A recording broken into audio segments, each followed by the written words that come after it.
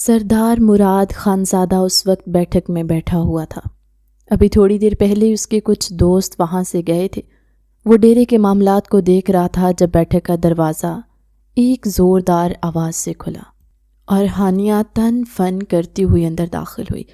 دوپٹہ اس کے کندھے سے ڈھلکا ہوا تھا، بکھرے ہوئے بال جن کی چند لٹیں اس کے چہرے پر جھول رہی تھی اور آنکھیں غصے سے لال تھی۔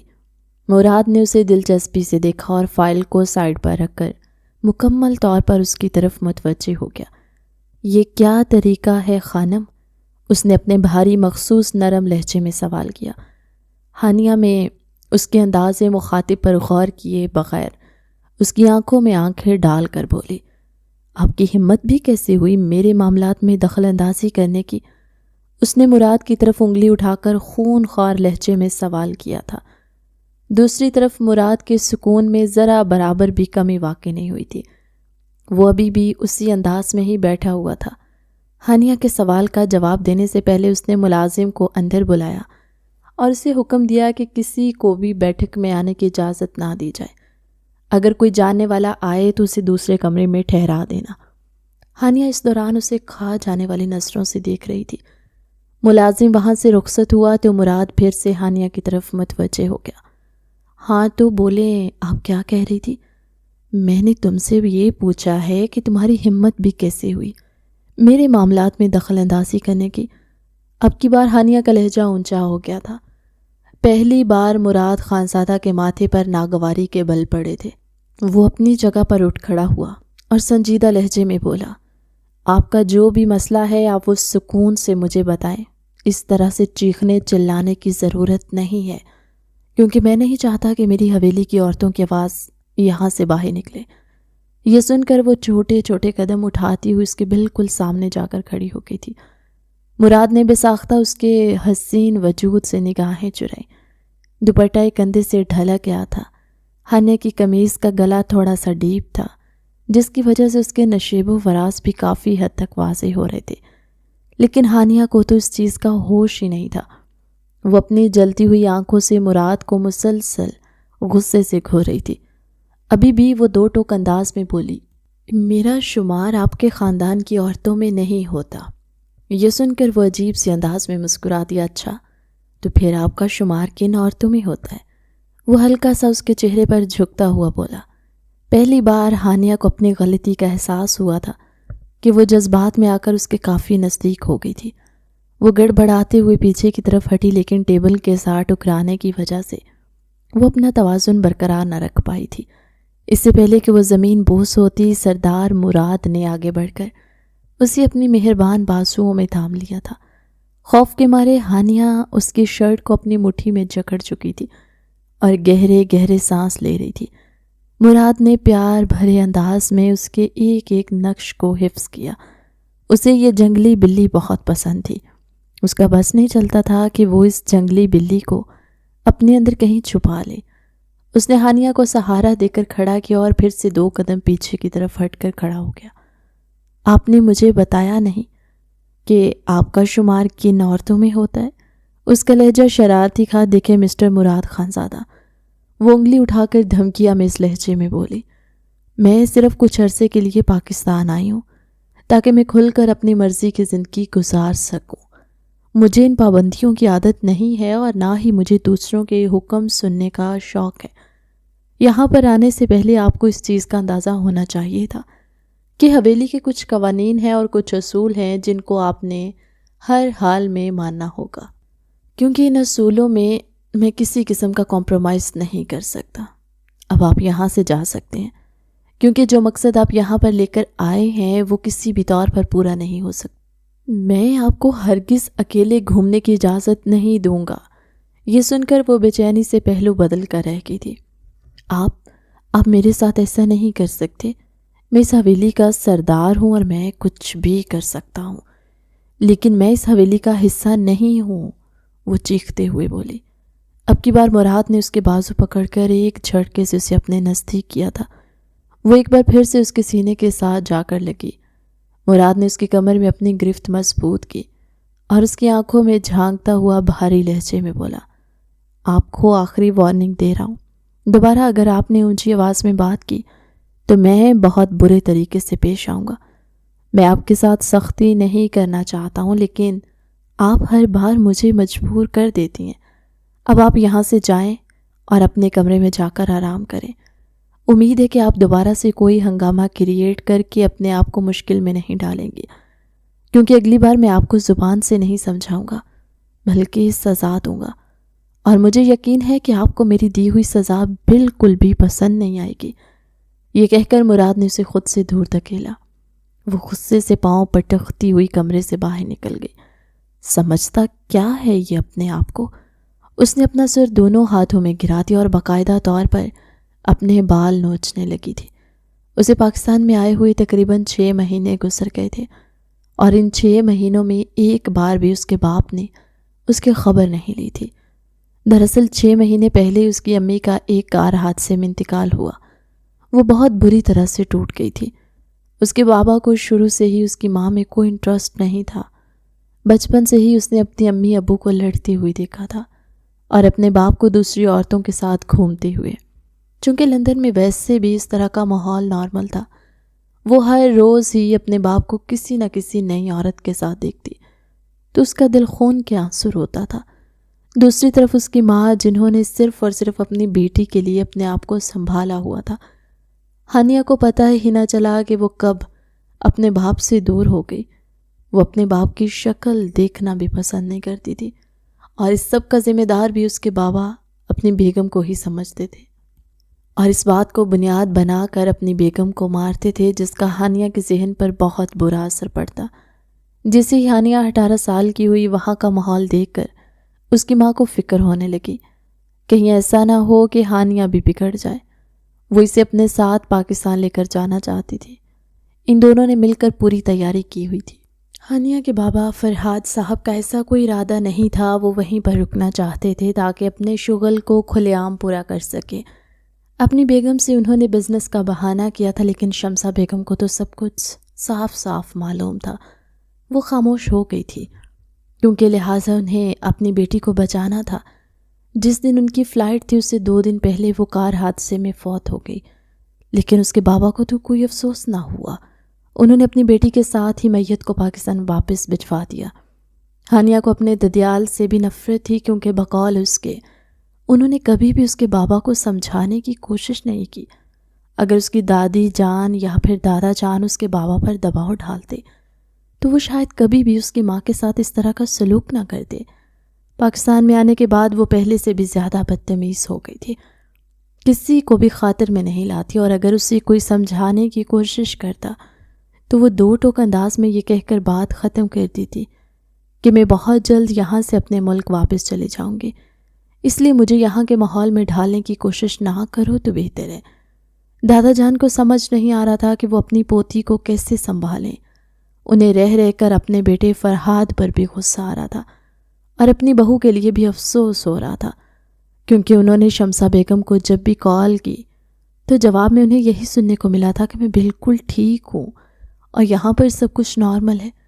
شمسہ بیگم نے کبھی بھی دوسروں کے سامنے اپنے حالات کا رونا نہیں رویا تھا، اور سب کچھ خاموشی سے سہتی رہی، لیکن ہانیہ اس کا قصوروار اپنے سب رشتہ داروں کو سمجھ رہی تھی۔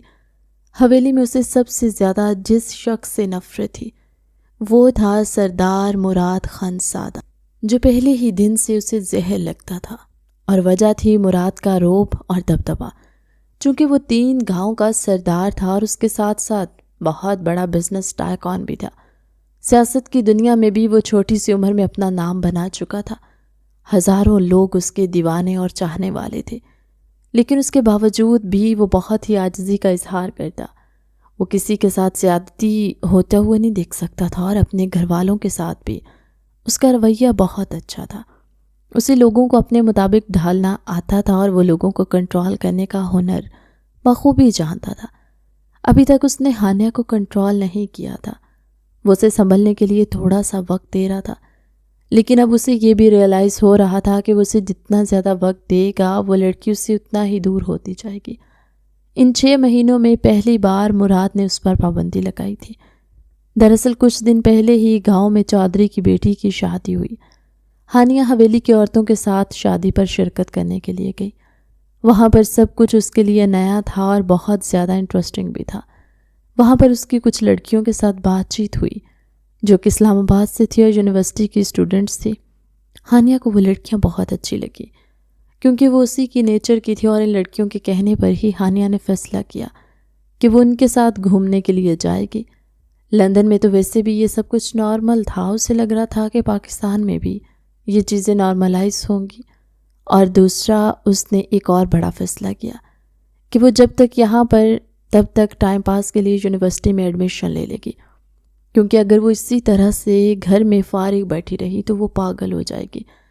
دادا جان سے جب اس نے گھومنے کے لیے کہا تو وہ ایک دم سے بے چین ہو گئے۔ بیٹا میں تو تمہیں اجازت دے دوں، مجھے کوئی مسئلہ نہیں ہے، لیکن مراد سے تمہیں خود بات کرنی ہوگی، مجھے نہیں امید کہ اسے یہ سب کچھ اچھا لگے گا۔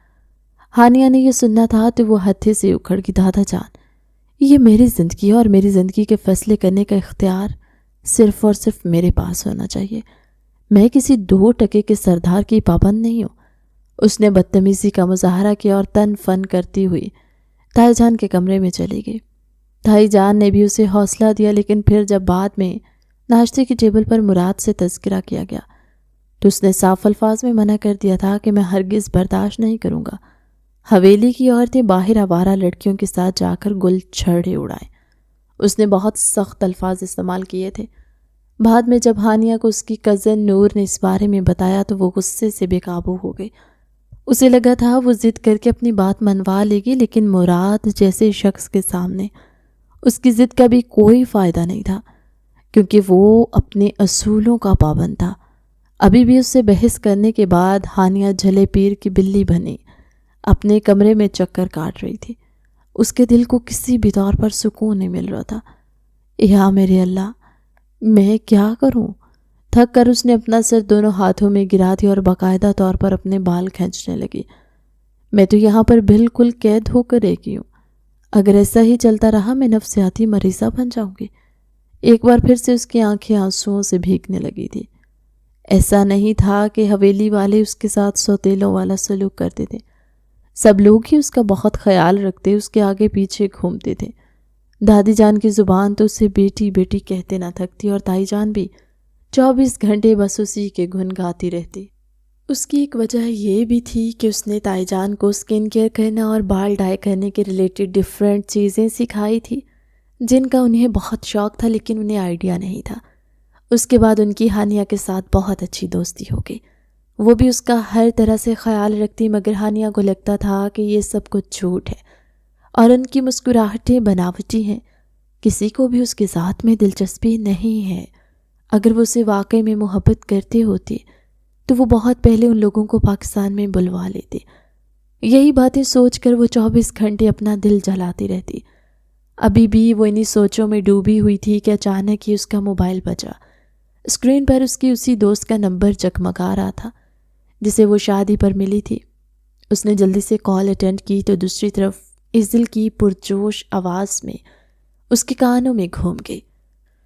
یار تم پھر کل آ رہی ہو نا، قسم سے ہم لوگ بہت زیادہ انجوائے کریں گے، اور اگر موقع ملا تو تمہیں مری گھمانے کے لیے بھی لے کر جائیں گے۔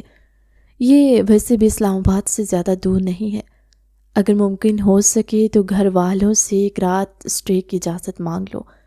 ہانیہ نے جب یہ سنا تو اس نے بے بسی سے تھوڑی دیر پہلے ہونے والی صورتحال کے بارے میں ایزل کو بتایا۔ دوسری جانب وہ لڑکی بھی ایک لمحے کے لیے خاموش ہو گئی اور پھر لاپرواہ انداز میں بولی، یار تم کیوں پینڈو لوگوں کی باتوں کو سر پر سوار کری ہو؟ دفعہ مارو اور اگنور کرو، یہی زندگی ہے، اس کو کھل کر انجوائے کرو، اور اگر وہ اجازت نہیں دے رہے تو ان کے پیچھے بھاگنے کی ضرورت نہیں ہے۔ میری مانو تو چپ چاپ حویلی سے نکل آؤ۔ ڈرائیو کرنا تو تمہیں آتا ہی ہوگا، جب تمہارے حویلی والوں کو پتہ چلے گا تب تک پانی سر کے اوپر سے گزر چکا ہوگا۔ یہ کہہ کر ایزل کھلکھلا کر ہنسنے لگی۔ ہانیہ کو اس کی بات اچھی خاصی پسند آئی تھی، کیونکہ وہ کافی عرصے سے سوچ رہی تھی کہ کون سا ایسا طریقہ ہو جس سے وہ مراد کو زچ کرنے میں کامیاب ہو جائے، اور اب اسے طریقہ بھی مل گیا تھا۔ ایزل سے بات کرنے کے بعد اس کا دل بوجھ کافی حد تک ہلکا ہو چکا تھا۔ اس نے موبائل سائڈ پر پھینکا اور اطمینان سے بیڈ پر سیدھی ہو کر لیٹ گئی۔ یا میرے اللہ، مجھے پہلے یہ خیال کیوں نہیں آیا؟ ایک تو ان لوگوں کے درمیان رہ رہ کر میرا دماغ بھی غلام بن گیا۔ اب مزہ آئے گا جب کل سردار مراد مجھے حویلی میں ڈھونڈے گا اور میں اپنی دوستوں کے ساتھ گھوم رہی ہوں گی۔ قسم سے سواد آ جائے گا۔ مسکراتے ہوئے اپنے آپ سے باتیں کرتی وہ سونے کے لیے لیٹ گئی۔ رمضان کو بھی شروع ہوئے 3 دن گزر چکے تھے، لیکن اس کے پیریڈز چل رہے تھے۔ اسی وجہ سے وہ سحری کی ٹیبل پر بھی موجود نہیں ہوتی۔ دادی جان نے اسے سمجھایا بھی تھا کہ کم از کم باقی لوگوں کو دکھانے کے لیے آ جایا کرو، اس طرح سے برا لگتا ہے، لیکن وہ کہاں ان کی باتوں کو خاطر میں لاتی تھی۔ اس کی بلا سے اگر لوگوں کو برا لگتا تو لگتا رہے، اسے کون سا فرق پڑتا تھا۔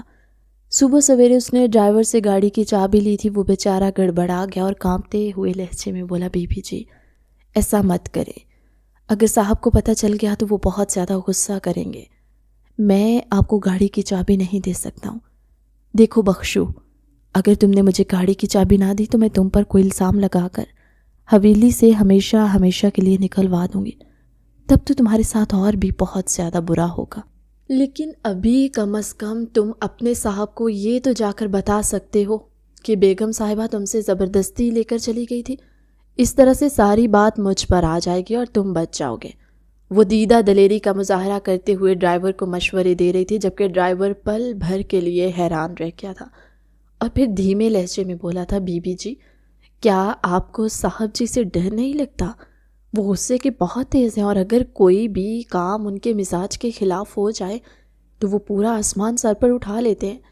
یہ سن کر ہانیہ مسکرا دی اور عجیب سے انداز میں بولی تھی، میں اپنے رب کے علاوہ کسی اور غیر سے خوفزدہ نہیں ہوتی، اور وہ زیادہ سے زیادہ میرا بگاڑ ہی کیا سکتا ہے۔ میرے نزدیک وہ ایک کمزور انسان ہے، اس کے سوا اور کچھ بھی نہیں۔ یہ کہہ کر اس نے زبردستی ڈرائیور کے ہاتھوں سے چابی لی اور تھوڑی ہی دیر میں گاڑی دھول اڑاتے ہوئے حویلی سے باہر نکل گئی۔ آج مراد خانزادہ کو چھٹی تھی، اس وجہ سے وہ دیر تک سوتا رہا تھا۔ جب اٹھا تو اس کے ذہن میں سب سے پہلے ہانیہ کا ہی خیال آیا تھا۔ اس کے لب مسکراہٹ میں ڈھل گئے۔ آج کل اس کا دل اس جنگلی بلی کو دیکھنے کے لیے مچلتا رہتا تھا۔ فریش ہونے کے بعد اس نے ایک نظر اپنے آپ پر ڈالی۔ وہ ہر لحاظ سے پرفیکٹ تھا اور کسی بھی لڑکی کا خواب ہو سکتا تھا۔ زندگی کے 28 سال گزارنے کے باوجود بھی آج تک اسے کوئی بھی لڑکی پسند نہ آئی۔ ابھی جس لڑکی نے اس کے دل کے دروازے پر دستک دی تھی وہ حد سے زیادہ ضدی اور خودسر تھی، اور اس کا مزاج مراد کے مزاج کے بالکل برعکس تھا۔ گزارا کرنا مشکل تو تھا لیکن ناممکن نہیں، کیونکہ مراد جانتا تھا کہ اس کو اپنے رنگ میں کیسے ڈھالنا ہے۔ وہ سیڑھیاں اترتا ہوا نیچے گیا تو دادی جان اپنا سر دونوں ہاتھوں میں گرا کر بیٹھی ہوئی تھی اور تائی جان جلے پیر کی بلی بنے پورے لاؤنج میں چکر کاٹ رہی تھی۔ مراد کو دیکھتی وہ بے چینی سے اس کی طرف بڑھی، کیونکہ کافی دیر سے ان کے پیٹ میں درد ہو رہا تھا۔ انہوں نے یہ بات دادی جان کی وجہ سے کسی سے نہ کی، مگر مراد کو دیکھتے ہی کنٹرول کرنا مشکل ہو گیا تھا۔ دادی نے اپنی بہو کو گھورا تو وہ گڑبڑاتے ہوئے صوفے پر جا کر بیٹھ گئی۔ اماں جان آپ مجھے کب تک خاموش کروائیں گے، اور میرے چپ رہنے سے ہو ہی کیا جائے گا؟ وہ لڑکی تو اب اسی وقت ہی واپس آئے گی نا جب اس کا دل کرے گا۔ یہ سن کر مراد کے کان کھڑے ہو گئے تھے۔ کیا مطلب آپ کا؟ کس لڑکی کے بارے میں بات کر رہے ہیں؟ اس نے اپنے لہجے کو ہموار رکھنے کی ناممکن سی کوشش کرتے ہوئے کہا۔ دادی بھی بے بسی سے اس کے چہرے کو دیکھنے لگی۔ وہ بیٹا صبح سویرے ہی ہانیہ گاڑی لے کر حویلی سے چلی گئی ہے۔ ڈرائیور بیچارہ بھاگتا ہوا میرے پاس آیا تھا۔ میں نے تمہارے کمرے میں تمہیں جگانے کے لیے بھیجا، لیکن تم گہری نیند سو رہے تھے، اسی لیے میں نے وحید کو اس کے پیچھے بھیج دیا ہے، وہ اسے ڈھونڈ رہا ہے۔ مراد نے یہ سنا تو اس کا پارا یکدم غصے سے ہائی ہوا۔ تھوڑی دیر پہلے تک اسے اس لڑکی پر پیار آ رہا تھا، لیکن اب اس کا بس نہیں چل رہا تھا کہ وہ اس لڑکی کی گردن مروڑ ڈالے، جو اس کے منع کرنے کے باوجود بھی اس کے حکم کی خلاف ورزی کرتے ہوئے حویلی کی دہلیز پار کر گئی تھی۔ وہ باہر نکلنے ہی لگا تھا کہ دادی نے اس کے بازو پکڑے، منت بھرے لہجے میں کہا، اس کے ساتھ سختی مت کرنا، وہ پہلے ہی ہم لوگوں سے بہت بدسن ہے۔ مراد نے بہت آہستگی کے ساتھ دادی جان کے ہاتھ اپنے بازوؤں سے ہٹائے اور ان کی آنکھوں میں جھانکتے ہوئے سپاٹ لہجے میں بولا، اب اس لڑکی کے ساتھ میں وہی سلوک کروں گا جس کی وہ مستحق ہے، اور مجھے امید ہے آپ میں سے کوئی بھی مجھے نہیں روکے گا۔ میں نے اپنے اوپر ہر ممکن انداز میں کنٹرول کر کے دیکھ لیا ہے، لیکن اب مزید نہیں۔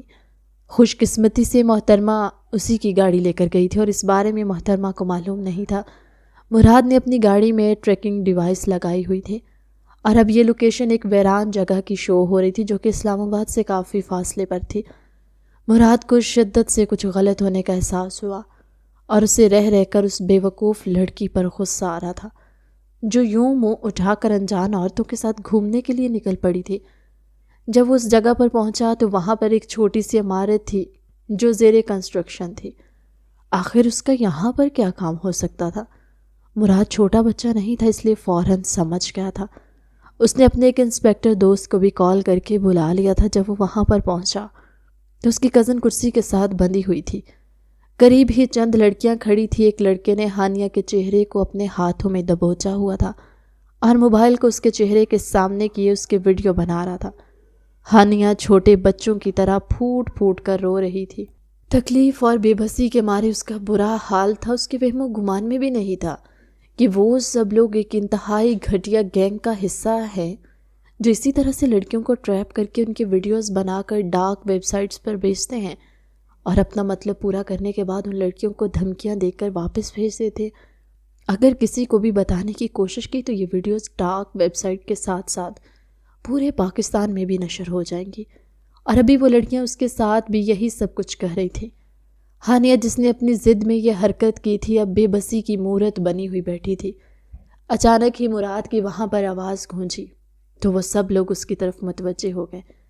ایزل نامی لڑکی نے سیٹی کی صورت میں ہونٹ گھمائے، یار اس آدمی کو جلدی سے کنٹرول کرو، بعد میں اس کے ساتھ وقت گزارنا پسند کروں گی۔ وہ خباثت بھرے انداز میں اس کے چوڑے شانے پر نظر ڈالتے ہوئے بولی۔ لمحے کے 1000ویں حصے میں مراد کو اندازہ ہو گیا تھا کہ وہ کس قدر گھٹیا لوگ ہیں۔ جس لڑکے کو لڑکیاں مراد کو مارنے کے لیے کہہ رہی تھی وہ بہت بڑا باڈی بلڈر تھا اور انہیں یقین تھا کہ وہ لڑکا مراد کو منٹوں میں ہی گرا دے گا، لیکن جب مراد نے اس کی حالت خراب کر دی تو وہ لڑکیاں وہاں سے بھاگنے لگیں، لیکن اچانک ہی پولیس آ گئی تھی۔ مراد نے وہ موبائل اٹھایا تھا، خدا کا شکر تھا کہ وہ ویڈیو نارمل کیمرے میں بنی تھی، اور ابھی اس نے ویڈیو بنانا سٹارٹ ہی کیا تھا کہ مراد وہاں پر پہنچ گیا۔ جیسے ہی ہانیہ رسیوں سے آزاد ہوئی وہ اگلے ہی پل زور سے مراد کے سینے کے ساتھ جا کر لگی اور چھوٹے بچوں کی طرح پھوٹ پھوٹ کر رونے لگی۔ پلیز مجھے یہاں سے لے جائیں، پلیز مجھے بچا لیں، یہاں پر مجھے بہت ڈر لگ رہا ہے، مجھے لگ رہا ہے کہ میرا دم گھٹ جائے گا، میں مر جاؤں گی۔ وہ بری طرح سے تڑپ تڑپ کر رو رہی تھی۔ مراد جو کہ اسے ڈانٹنے کا ارادہ رکھتا تھا اور اسے سزا دینا چاہتا تھا، وہ ہانیہ کی حالت دیکھ کر اپنے اوپر کنٹرول کر کے رہ گیا۔ اس نے ہانیہ کو سہارا دینے کی کوشش کی تو وہ لڑکھڑاتے ہوئے پھر سے زمین پر گر گئی۔ اگلے پل اس نے ہانیہ کو اپنے بازوؤں میں اٹھا لیا تھا اور خاموشی سے اسے لیے گاڑی کی طرف بڑھ گیا۔ اس دوران ہانیہ نے اپنے بازو اس کی گردن میں ڈالے ہوئے تھے اور اپنا سر اس کے سینے کے ساتھ ٹکایا ہوا تھا۔ وہ مسلسل اسی بارے میں ہی سوچ رہی تھی کہ اگر مراد وہاں پر نہ پہنچتا اور اگر وہ ان کی گھٹیا لوگوں سے جان نہ چھڑواتا تو وہ کیا کرتی؟ وہ تو جیتے جی مر جاتی۔ اس کا مان، اس کا غرور اور اس کی انا سب کچھ پاش پاش ہو جاتا۔ وہ ضدی تو تھی لیکن اس کے ساتھ ساتھ اسے اپنی عزت ہر چیز سے بڑھ کر تھی جس پر وہ کسی قسم کا کمپرومائز نہیں کر سکتی تھی۔ مراد نے ان لڑکیوں کی ساری ڈیٹیلز نکلوائی تھی اور پھر بعد میں اسے یہ بھی پتہ چلا تھا کہ جس چودھری کی بہن کی وہ سہیلیاں تھیں اس لڑکی کے ساتھ بھی انہوں نے یہی سب کچھ کیا تھا، لیکن یہ بات اس نے چودھریوں کو نہیں بتائی تھی۔ وہ نہیں چاہتا تھا اس معصوم لڑکی کی شادی شدہ زندگی برباد ہو جائے۔ اس نے انسپیکٹر زبیر کو صاف الفاظ میں سمجھا دیا تھا کہ ان لڑکیوں کو ایسی سزا دیجیے گا کہ یہ دوسروں کے لیے عبرت کا نشان بن جائے۔ دوسری طرف موجود ہانیہ اپنے ہوش و حواس پر قابو نہیں رکھ پائی اور بے ہوش ہو گئی۔ مراد اسے حویلی میں لے جانے کی بجائے ہاسپٹل میں لے گیا۔ کافی دیر تک وہ بے ہوش رہی تھی، اسے ڈرپ لگی تھی، جبکہ مراد باہر موجود کرسیوں پر بیٹھا ہوا تھا اور بے چینی سے اپنی کن پٹی کو مسلے جا رہا تھا۔ تھوڑی دیر کے بعد نرس باہر آئی اور نرم لہجے میں بولی، آپ کی پیشنٹ کو ہوش آ گیا۔ یہ سن کر مراد اندر گیا۔ آہٹ کی آواز سن کر وہ اٹھ گئی تھی۔ اس کی حالت دیکھ کر مراد گڑبڑا گیا تھا کیونکہ محترمہ نے ٹی شرٹ پہنی ہوئی تھی اور پہلے کچھ بٹن کھلے ہوئے تھے جس سے اس کے نشیب و فراز باہر کو جھلک رہے تھے۔ مراد نے بے ساختہ اس کے وجود سے نگاہیں چرائی۔ اس کے جذبات تیزی سے بھڑکے۔ اس لڑکی کو نہ تو اپنے روزے کا خیال ہے اور نہ ہی میرے روزے کا۔ وہ دل ہی دل میں دانت کچکچاتے ہوئے بولا، پھر اس سے نگاہیں چراتے ہوئے اسے ہدایت کرنے لگا، خانم اپنی شرٹ کے بٹن بند کرو۔ یہ سن کر وہ گڑبڑائی تھی، لیکن ڈرپ لگنے کی وجہ سے وہ بٹن بند نہیں کر پا رہی تھی، اس لیے گھبراتے ہوئے بولی، یہ بند نہیں ہو رہے۔ اس کی اپنی حالت غیر ہونے لگی تھی۔ یہ سنتے ہی مراد اس کی طرف بڑھا اور نگاہیں اس کے سینے سے ہٹا کر اس کے بٹن بند کرنے لگا۔ اس دوران اس کی انگلیاں محترمہ کی دھڑکن کے ساتھ جا کر ٹچ ہوئی۔ دونوں کے اندر ہی آگ لگی تھی۔ معاملے کو رفع دفع کرنے کے لیے مراد نے اسے ترچھی نظروں سے دیکھا، تم ٹھیک ہو؟ اور بھاری لہجے میں بولا۔ یہ سن کر ہانیہ نے اپنی گردن جھکا لی۔ I'm really sorry، مجھے ایسا نہیں کرنا چاہیے تھا، مجھے آپ کی بات ماننی چاہیے تھی، لیکن آئیڈیا نہیں تھا کہ یہ سب کچھ ہو جائے گا۔ پہلی بار اس نے نرم لہجے میں اور بکھرے ہوئے انداز میں مراد سے بات کی تھی۔ مراد بھی فوراً سے تھوڑی دیر پہلے والے منظر سے خود کو باہر نکال لایا تھا، کیونکہ وہ اس لڑکی پر ابھی کوئی حق نہیں رکھتا تھا۔ اسے پہلی بار اس چیز کا بھی احساس ہوا تھا۔ وہ لڑکی دل کی بری نہیں تھی، بس بے وقوف تھی اور ضدی تھی، اور غصے کی تھوڑی سی تیز تھی۔ مراد یہ سمجھ چکا تھا۔ مجھے امید ہے کہ تمہیں اپنی غلطیوں کا احساس ہو گیا ہے اور دوبارہ کبھی تم مجھے شکایت کا موقع نہیں دو گی، کیونکہ اگلی بار میں تمہیں معاف نہیں کروں گا۔ یہ سن کر ہانیہ عجیب سی انداز میں مسکرا دی، کیونکہ مراد ہر بار اسے یہی کہتا تھا کہ میں تمہیں معاف نہیں کروں گا۔ اس کے باوجود بھی وہ شخص اسے معاف کر دیتا تھا۔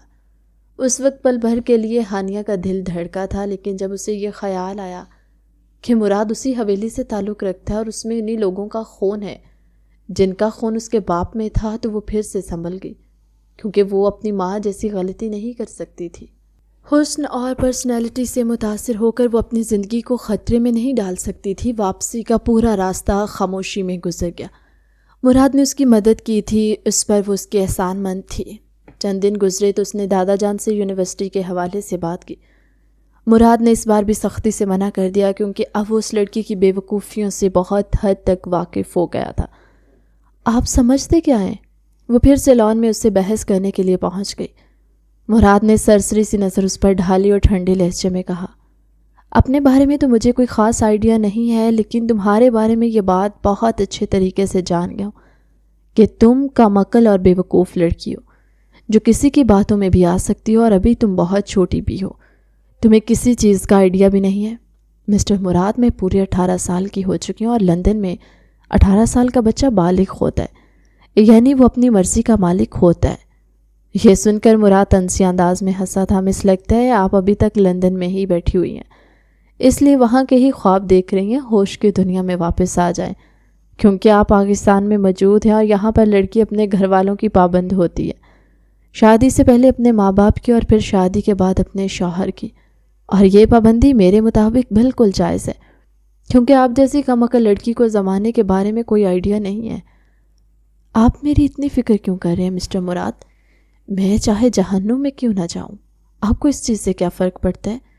اور یونیورسٹی میں ایڈمیشن تو میں لے کر رہوں گی، چاہے آپ کچھ بھی کر لیں۔ مثانیہ، ہر بار میں آپ کو بچانے کے لیے نہیں آ سکتا، مجھے بھی آپ کی مدد کی ضرورت نہیں ہے، میں اپنے آپ کو سنبھال سکتی ہوں۔ وہ 1 منٹ میں ہی اس کے احسان کو فراموش کر بیٹھی تھی، لیکن مراد اتنی آسانی سے پیچھے ہٹنے والوں میں سے نہیں تھا۔ اس نے نہ صرف ہانیہ کا یونیورسٹی میں داخلہ بھیجنے سے انکار کیا تھا، بلکہ اس کے ساتھ ساتھ اس نے ہانیہ کی حویلی سے باہر نکلنے پر پابندی بھی لگا دی، جس پر وہ مزید جھل بھن کر رہ گئی۔ اس شام ہانیہ کی اپنے بابا سے بھی کال پر بات ہوئی۔ اس کے بابا نے اسے سختی سے سمجھایا تھا کہ پاکستان ہی تمہارا گھر ہے، وہیں پر ہی تمہیں شادی کرنی ہوگی، اس بات کو جتنا جلدی قبول کر لو تمہارے لیے اتنا ہی اچھا ہے۔ بابا سے تو اسے پہلے بھی کوئی خاص امید نہیں تھی، لیکن اب تو وہ مکمل طور پر بے بس ہو گئی تھی اور اکیلی رہ گئی تھی۔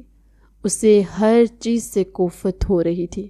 اس کے دادا جان ہر بار حویلی میں بہت بڑی افطاری کرواتے تھے، جس میں نہ صرف ان کے رشتہ داروں کو بلکہ دوستوں کو بھی دعوت دی جاتی اور پھر پوری فیملیز وہاں پر شرکت کرتی تھی۔ لان میں بہت بڑا انتظام کیا جاتا تھا، اس بار بھی افطاری کروائی گئی تھی۔ صبح سے ہی سب لڑکیاں جوش و خروش سے تیاریوں میں مصروف تھی، کھانے کی نہیں بلکہ اپنی تیاریوں میں، کیونکہ اس موقع پر پورا خاندان اکٹھا ہوتا اور لڑکیوں کے پاس چانس ہوتا تھا کہ وہ اپنی مرضی کے کزنوں کو امپریس کر سکے۔ نور بھی زور و شور سے تیاریاں کر رہی تھی، وہ بار بار ڈیفرنٹ ڈریسز اپنے ساتھ لگا کر دیکھ رہی تھی۔ جبکہ ہانیہ بیزار سی شکل لیے تھوڑے سے فاصلے پر صوفے پر بیٹھی ہوئی تھی۔ بس کر دو، جو پہلا ڈریس تم نے دیکھا تھا وہ اچھا لگ رہا تھا تم پر، ہانیہ نے جھنجھلاتے ہوئے کہا تو وہ اس کی طرف پلٹتے ہوئے ایکسائٹڈ ہو کر بولی، تم سچ کہہ رہی ہو؟ وہ واقعی میں اچھا لگ رہا تھا؟ ہاں، اسی وجہ سے کہہ رہی ہوں، ہانیہ نے کہا اور موبائل میں مصروف ہو گئی۔ یار تم بھی اپنے لیے کوئی ڈریس وغیرہ دیکھ لو نا، ہو سکتا ہے تمہیں بھی کوئی ہینڈسم بندہ پسند کر لے۔ یہ سن کر ہانیہ عجیب سے انداز میں مسکرا دی۔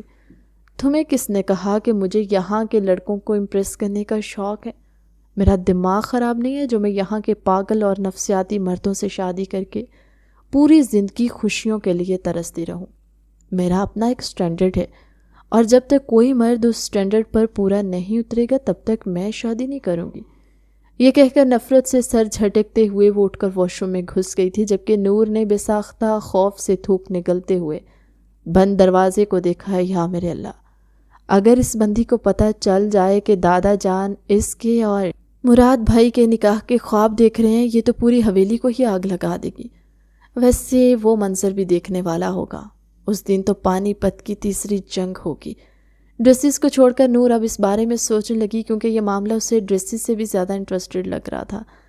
ابھی تک ہانیہ کے کانوں میں ایسی کوئی بھی بات نہیں پہنچی، اور وہ بھی اس وجہ سے کیونکہ دادا جان ڈر رہے تھے کہ وہ پہلے اسے یہاں پر کمفرٹیبل فیل کروانا چاہتے تھے اور اس کی غلط فہمیوں کو دور کرنا چاہتے تھے۔ وہ اسے بتانا چاہتے تھے کہ جو کمی اس کے باپ کی تربیت میں رہ گی وہ باقی کسی اور شخص میں نہیں ہے۔ سب کزنز افطاری کے بعد ایک ساتھ بیٹھے خوش گپیوں میں مصروف تھے۔ ایک طرف صرف لڑکیوں کا ٹولہ تھا اور کچھ فاصلے پر سگما قسم کے لڑکے بیٹھے ہوئے تھے۔ ایک طرف لڑکے لڑکیاں بھی مکس سے۔ ان سب سے الگ ہانیہ کرسی رکھ کر سائڈ پر بیٹھے موبائل پر ریل سکرول کر رہی تھی، جب اسے انجان مردانہ آواز سنائی دی۔ اس نے بے ساختہ سر اٹھایا تو وہاں پر خوش شکل نوجوان کھڑا تھا۔ وہ کیپٹن نسیم تھا، اس کی پھپھو جان کا بیٹا۔ ابھی 2 دن پہلے ہی چھٹی آیا تھا، اسے بھی اس طرح کی پارٹیوں میں کوئی خاص انٹرسٹ نہیں تھا۔ وہ بھی انٹروورٹ قسم کا بندہ تھا اور اکیلے وقت گزارنا پسند کرتا۔ یہاں پر اس نے اپنی لندن سے آئی کزن کو اکیلے بیٹھے دیکھا تو کنٹرول نہیں رکھ پایا اور اس کی گپ شپ لگانے کے لیے اس کے پاس آ گیا۔ کیا مسئلہ ہے؟ ہانیہ نے تیکھے لہجے میں سوال کیا تو وہ پل بھر کے لیے گھبرا گیا۔ وہ میں آپ سے یہ پوچھنے کے لیے آیا تھا کہ آپ یہاں پر اکیلی کیوں بیٹھی ہیں؟ کیا آپ کی کسی کے ساتھ ناراضگی چل رہی ہے؟ اس نے اپنے لہجے کو ہلکا پھلکا بنانے کی کوشش۔ مسٹر، آپ کو اس سے فرق نہیں پڑنا چاہیے، بہتر یہی ہوگا کہ اپنے کام سے کام رکھیں۔ یہ کہہ کر اس نے نظر پھیری تو سامنے ہی مراد کھڑا تھا، جس کی نظروں کا زاویہ نسیم پر موجود تھا۔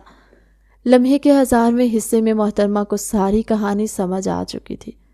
اس نے فوراً سے اپنے لہجے کو میٹھا بنایا اور نارمل سے لہجے میں بولی، ارے آپ تو مائنڈ ہی کر گئے، میں تو مذاق کر رہی تھی۔ آپ آئے نا، بیٹھے یہاں پر۔ اگر آپ اپنا تعارف کروا دیں تو میرے لیے آسانی ہو جائے گی، کیونکہ میں ابھی سب لوگوں سے ملی نہیں ہوں، اس وجہ سے میرا کوئی خاص انٹریکشن نہیں ہوا۔ وہ ہر بات پر مسکرا رہی تھی اور نسیم اپنے آپ کو اس مسکراہٹ میں ڈوبتا ہوا محسوس کر رہا تھا۔ وہ دل ہی دل میں سوچ رہا تھا کہ کوئی اس قدر حسین کیسے ہو سکتا ہے۔ چلے پھر میں آپ کو اپنا تعارف کروا دیتا ہوں، میں آپ کی اکیلا پھپھو کا بیٹا ہوں۔ اور اچھا، یہ وہی پھپھو ہے نا جو میری اماں اور ابا کی لڑائیاں کرواتی تھی؟ آخری بات اس نے دل ہی دل میں کہی، کیونکہ اس پھپھو کا اس نے بہت ذکر سنا تھا۔ جب وہ 10 سال کی تھی تب روز اس عورت کی وجہ سے اس کا باپ اس کی ماں سے لڑتا تھا۔ وہ پاکستان ہوتے ہوئے بھی اس کے ماں باپ میں پھوٹ ڈلواتی تھی۔ جی، آپ کچھ کہنے والی تھی؟ نصیب نے اسے ایک دم سے سوچوں میں گم پایا تو اس کی آنکھوں کے سامنے چٹکی بجائی۔ وہ ہوش کی دنیا میں آئی۔ ارے میں آپ کو بول رہی تھی کہ یہ وہی پھپھو ہیں جن کے بارے میں میرے بابا ہر وقت بات کیا کرتے تھے۔ میری امی اور آپ کی امی کی بہت اچھی دوستی بھی تھی۔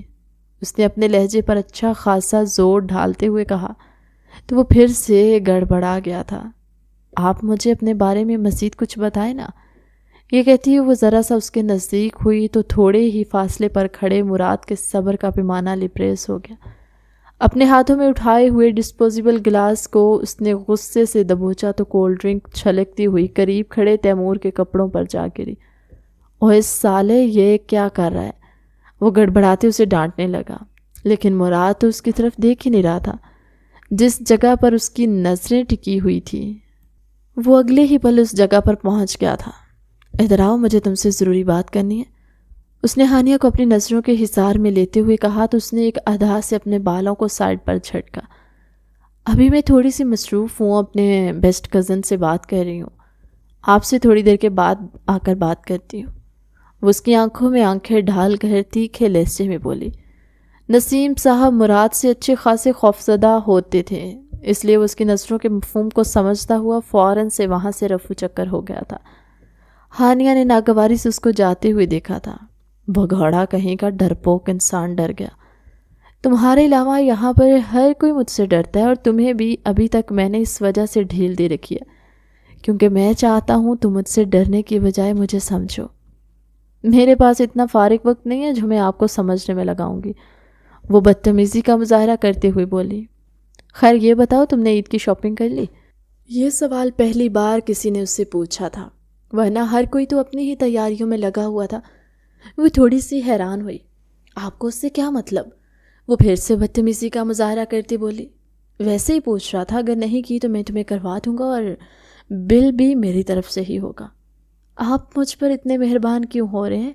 کیا یونیورسٹی والی زیادتی کا ازالہ آپ اس طرح سے تو نہیں کر رہے؟ او میڈم صاحبہ، آپ کے ساتھ زیادتی نہیں کی، وہ تو میں نے یہاں پر احسان کیا ہے جو آپ کو ایک نئی مشکل سے انٹر ہونے سے پہلے ایگزٹ کروا دیا تھا۔ فی الحال آپ یونیورسٹی کے بارے میں نہیں بلکہ اپنی آگے آنے والی زندگی کے بارے میں سوچئے، کیونکہ اس دنیا میں انجوائے کرنے کے لیے اور بھی بہت سے طریقے ہیں۔ اس کا لہجہ معنی خیز ہو گیا تھا اور اس کی تپش کو محسوس کرتے ہوئے وہ گڑبڑاتے اٹھ گئی تھی۔ بدتمیز کہیں کا۔ اپنا سر جھٹکتے ہوئے وہ تیز تیز قدم اٹھاتے ہوئے کمرے میں چلی گئی۔ رات 2 بجے اچانک ہی اس کی آنکھ کھل گئی تھی۔ اس نے بہت ہی ڈراؤنا خواب دیکھا۔ خواب میں پھر سے اس کے ماں باپ لڑ رہے تھے اور وہ کونے میں بیٹھی رو رہی تھی، چیختے ہوئے انہیں روکنے کی کوشش کر رہی تھی۔ اچانک ہی اس کے بابا نے ایک زوردار تھپڑ اس کے چہرے پر مارا۔ اس کے ساتھ ہی اس کی آنکھ کھل گئی۔ اس کا پورا وجود پسینے میں بھیگا ہوا تھا۔ اس کی آنکھوں سے مسلسل آنسو بہہ رہے تھے۔ اپنے ڈوبتے ہوئے دل کو سنبھالنے کے لیے وہ تیزی سے کمرے سے باہر آئی اور لان میں جا کر سیکھنے لگی۔ بابا کی وجہ سے اس کا ہر انسان کے اوپر سے اعتبار اٹھ گیا تھا۔ اسے اپنے رشتہ داروں پر بھی یقین نہیں آ رہا تھا۔ مراد جو کہ اپنے کمرے کی بالکنی میں کھڑا، اسے آدھی رات کے وقت لان میں چہرہ دونوں ہاتھوں میں چھپائے پھوٹ پھوٹ کر روتا دیکھ کر پریشان ہو گیا۔ اگلے کچھ ہی منٹوں میں وہ اس کے پاس کھڑا تھا۔ ہانیہ، تم ٹھیک ہو؟ کیا ہوا ہے تمہیں؟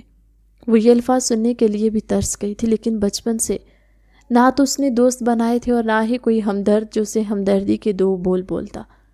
مراد کی بات سنتے وہ چھوٹے بچوں کی طرح اس کے سینے سے جا کر لپٹ گئی اور دھاڑے مار مار کر رونے لگی۔ اس دوران مراد خاموشی سے اور پیار سے اس کے بالوں میں انگلیاں چلا رہا تھا۔ وہ چاہتا تھا کہ محترمہ دل کھول کر اپنی بھڑاس نکال دے۔ مجھ سے کوئی محبت نہیں کرتا، مجھ سے کسی کو پیار نہیں ہو سکتا، وہ لرزتے ہوئے لہجے میں بولی۔ اس کی بات سن کر مراد تڑپ اٹھا۔ اس کے بالوں میں بوسہ دیتے ہوئے بولا، میں تم سے محبت کرتا ہوں اور ہمیشہ کرتا رہا ہوں۔ اس کا لہجہ اٹل اور 2 ٹوک تھا، لیکن محترمہ اس وقت اپنے ہوش و حواس میں نہیں تھی، اس لیے وہ اس کی بات پر غور کیے بغیر ہی چلی جا رہی تھی۔ میرے بابا نے میری روح کو بری طرح سے ڈیمیج کر دیا ہے، انہوں نے میرے ٹرسٹ کو ڈیمیج کر دیا ہے۔ میری زندگی میں کچھ بھی کسی پر بھروسہ نہیں کر پاؤں گی میں ساری زندگی اسی طرح سے اکیلے گھٹ گھٹ کر گزار دوں گی۔ مجھے ہر مرد زہر لگتا ہے، مجھے حویلی والے بھی زہر لگتے ہیں اور مجھے تم بھی زہر لگتے ہو، کیونکہ تم بھی انہی کا خون ہو۔ یہ کہہ کر اس نے مراد کو زور سے پیچھے کی طرف دھکا دینا چاہا تو مراد نے ایک بار پھر سے اسے اپنے اندر بھینچ لیا۔ اس کے کانوں میں سرگوشی کرتے بولا، میں ویسا نہیں ہوں اور نہ ہی ویسا بن سکتا ہوں۔ میں تمہیں ہمیشہ عزت اور محبت دوں گا۔ تم صرف ایک بار مجھ پر اعتبار کر کے دیکھو، صرف ایک بار میرا ہاتھ تھام کے دیکھو۔ میں تم سے وعدہ کرتا ہوں کہ تمہاری روح کے لیے مرہم بن جاؤں گا اور تمہاری آنکھ میں کبھی آنسو نہیں آنے دوں گا۔ تم خود کو دنیا کی خوش قسمت ترین لڑکی تصور کرنے لگو گی۔ صرف ایک بار میرا ہاتھ تھام کر دیکھو، ایک بار خود کو میری دسترس میں سونپ کر دیکھو۔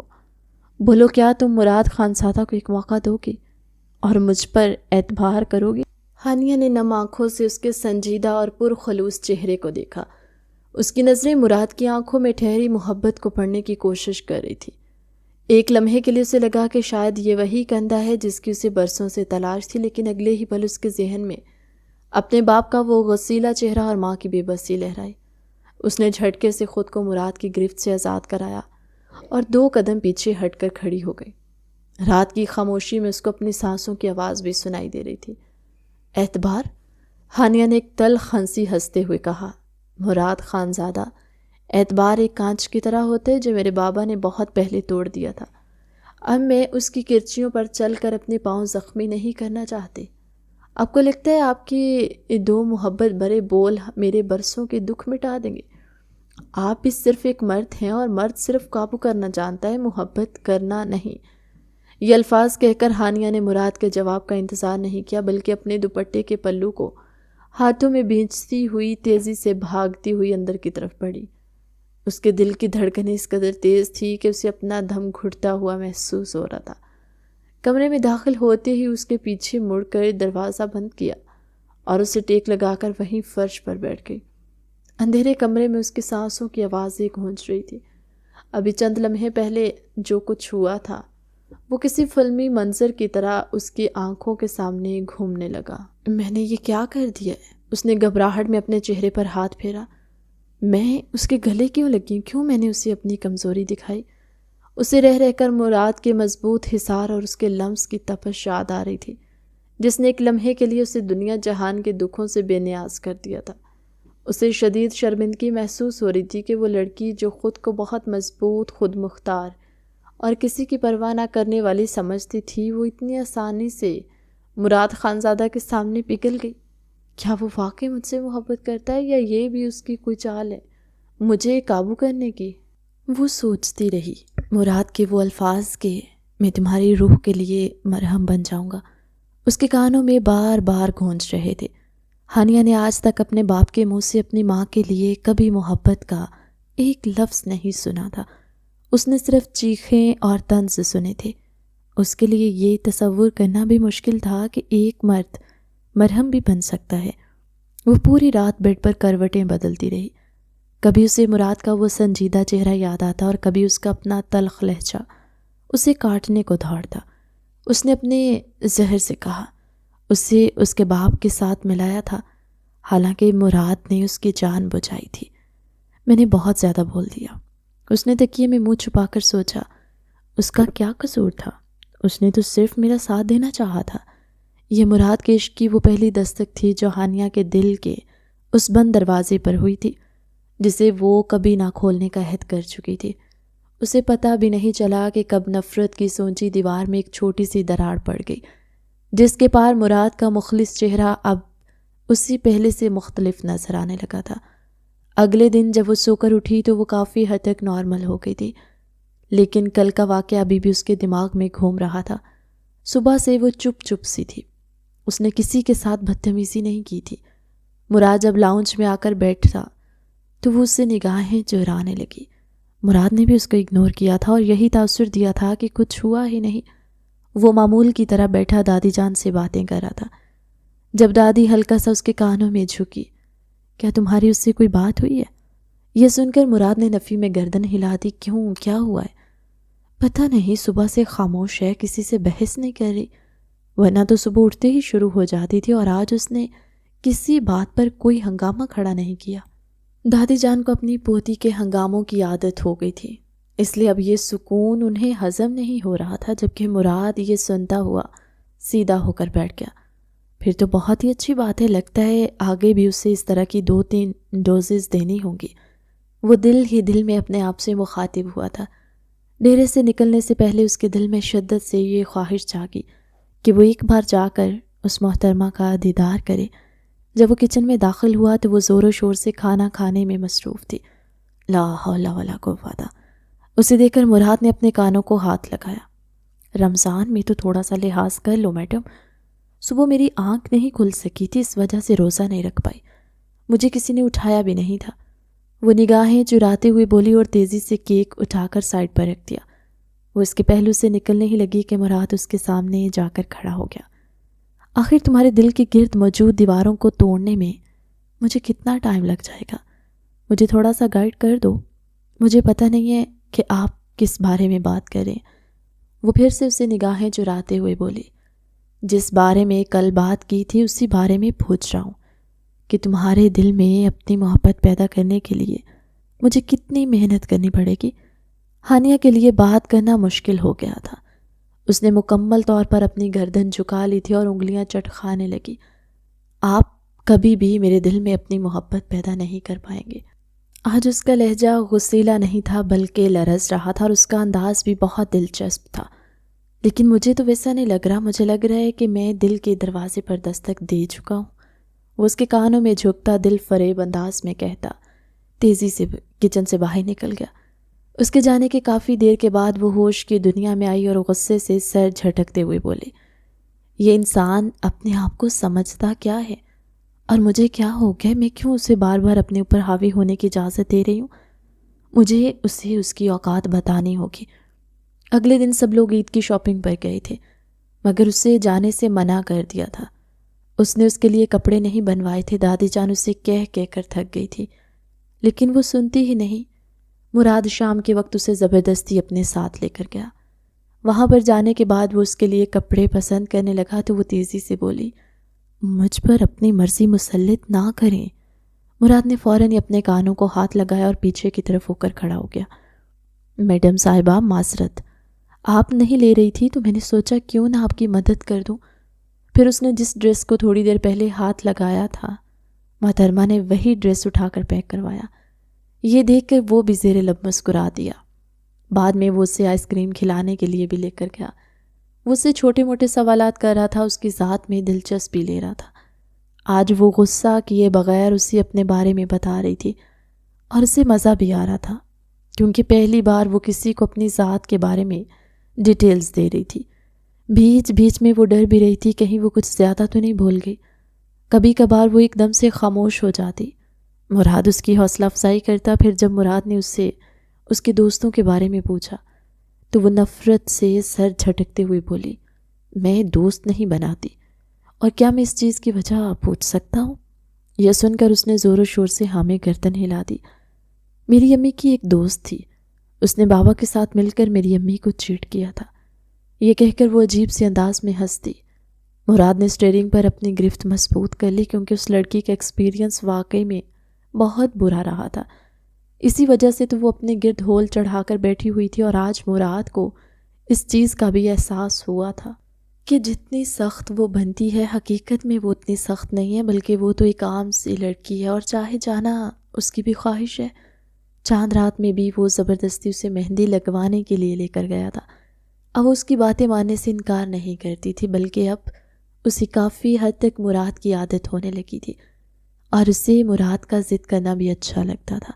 جب اسے بار بار مناتا تھا تو اسے عجیب سی خوشی ملتی۔ وہ اپنے آپ کو اہم محسوس کرتی۔ عید کے پہلے ہی دن اس کے بابا بھی پاکستان آ گئے تھے۔ اس نے اپنے بابا کو دیکھا تو ملے بغیر ہی اپنے کمرے میں چلی گئی۔ اس کا سارا موڈ خراب ہو گیا اور اسے ہر چیز سے ایک دم سے نفرت ہونے لگی، جبکہ مراد جو کہ صبح سے ہی اس کے آگے پیچھے گھوم رہا تھا اور اس کے حسن کا دیوانہ بنا ہوا تھا، وہ بھی ڈسٹرب ہو گیا تھا۔ تینوں دن اس کے بابا حویلی میں رہے اور یہ تینوں دن وہ اپنے کمرے میں بند رہی۔ دادی جان بھی اسے کہہ کہہ کر تھک گئی تھی اور اس کے بابا کو تو جیسے کوئی پرواہ ہی نہیں تھی۔ وہ اپنی انگریز بیوی کو بھی لائے تھے جسے دیکھ کر بار بار ہانیہ کا خون جلتا تھا۔ اس کا بس نہیں چلتا تھا کہ وہ ان سب کو اٹھا کر حویلی سے باہر پھینک دے، جس کی وجہ سے اس کی اور اس کی ماں کی زندگی برباد ہو گئی تھی۔ عید کے تیسرے دن وہ کمرے سے باہر نکلی، لاؤنج میں داخل ہوئی تو وہاں پر اس کے بابا اس کی امی کی برائیاں کر رہے تھے۔ یہ سن کر اس کے تن بدن میں آگ لگ گئی۔ میری ماں کے بارے میں ایک لفظ بھی مت بولیے گا ورنہ مجھ سے برا کوئی نہیں ہوگا۔ آپ ان لوگوں کو یہ کیوں نہیں بتاتے کہ آپ خود کس قدر عیاش انسان تھے جس نے میری ماں کو چھوڑ کر ہر غیر عورت میں دلچسپی لی، اور یہاں تک کہ میری ماں کی موت کا سوال ہے تو اس کے بھی آپ ہی ذمہ دار ہیں۔ اس دن امی کا ایکسیڈنٹ ہوا تھا، تب بھی تھوڑی دیر پہلے آپ نے میری ماں سے لڑائی کی تھی۔ اس کی آنکھوں میں برسوں کا جمع شدہ غبار لہو بن کر اتر آیا۔ فرحات صاحب جو اپنی نئی بیوی کے سامنے خود کو بہت معتبر ظاہر کر رہے تھے، بیٹی کے ان سنگین الزامات پر ایک دم سے تل ملا اٹھے۔ حویلی کے بھرے لاؤنج میں سب کی نظریں ان پر جمی تھی اور یہ ذلت ان کے لیے ناقابل برداشت تھی۔ زبان سنبھال کر بات کرو ہانیہ، تم بول رہی ہو کہ میں تمہارا باپ ہوں اور میں نے تمہیں اس لیے یہاں بھیجا تھا تاکہ تمہیں کچھ تمیز سکھائی جا سکے، لیکن تم تو اپنی ماں سے بھی 2 ہاتھ آگے نکلی ہو۔ فرحات صاحب کا چہرہ غصے سے تمتما اٹھا اور انہوں نے ایک دم سے ہاتھ ہوا میں لہرایا۔ وہ پوری قوت سے ہانیہ کے چہرے پر تھپڑ رسید کرنا چاہتے تھے۔ ہانیہ نے بھی ڈرنے کی بجائے آنکھیں بند کر لی جیسے وہ اس وار کے لیے تیار ہو، مگر وہ تھپڑ ہانیہ کے گال تک نہ پہنچ سکا۔ فضا میں ایک عجیب سی گونج سنائی دی کیونکہ مراد نے بڑی مضبوطی سے فرحات صاحب کی کلائی کو ہوا میں ہی جکڑ لیا۔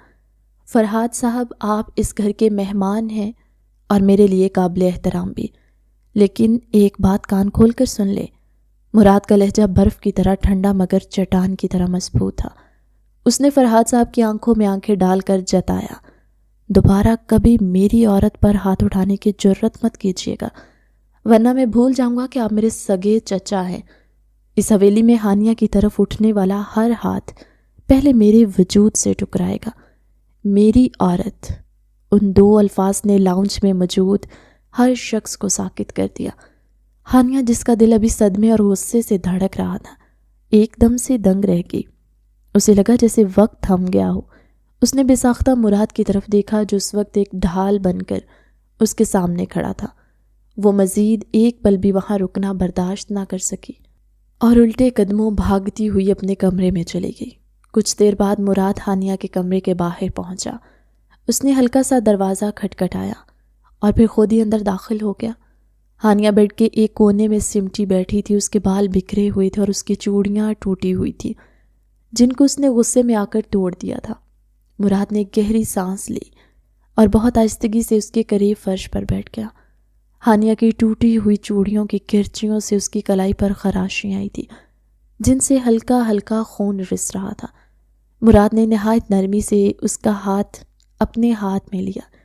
ہانیہ نے ایک پل کے لیے ہاتھ کھینچنا چاہا، لیکن مراد کی گرفت میں ایسی اپنائیت تھی کہ وہ ساکت رہ گئی۔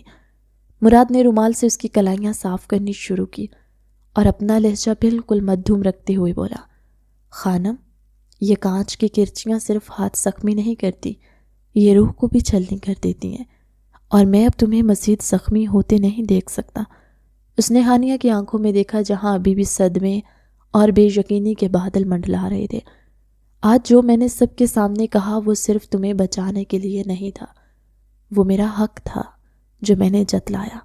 میں جانتا ہوں تمہارا اعتبار ٹوٹ چکا ہے، تمہارے لیے مرد کا مطلب صرف دکھ ہے، لیکن ہانیہ، میں مراد خان زادہ ہوں۔ میں وعدہ کرتا ہوں کہ میری چھاؤں میں تمہیں کبھی دھوپ کا احساس نہیں ہوگا۔ میں تمہیں ایک ایسے بندھن میں باندھوں گا جہاں صرف عزت اور سکون ہوگا۔ ہانیہ کی سسکیاں تھم گئی۔ اس نے پہلی بار مراد کی آنکھوں میں اس کی روح تک کا سفر طے کیا۔ وہاں کوئی مصلحت نہیں تھی، کوئی چال نہیں تھی۔ مراد نے اس کے آنسو اپنے انگوٹھے سے صاف کیا اور اس کا ہاتھ اپنے دل پر رکھتے ہوئے نہایت پرخلوص لہجے میں کہا، تمہارے بابا نے جو زخم دیے ہیں ان کا مرہم میں بنوں گا، تم بس میرا ہاتھ تھام لو، میں تمہیں کبھی اکیلا نہیں چھوڑوں گا، چاہے پوری دنیا ایک طرف ہو جائے۔ مراد خانزادہ کی دسترس ہمیشہ تمہاری پناہ گاہ رہے گی۔ ہانیہ کو محسوس ہوا جیسے اس کے دل کے گرد موجود نفرت کی وہ آخری دیوار بھی دھڑام سے گر گئی ہو۔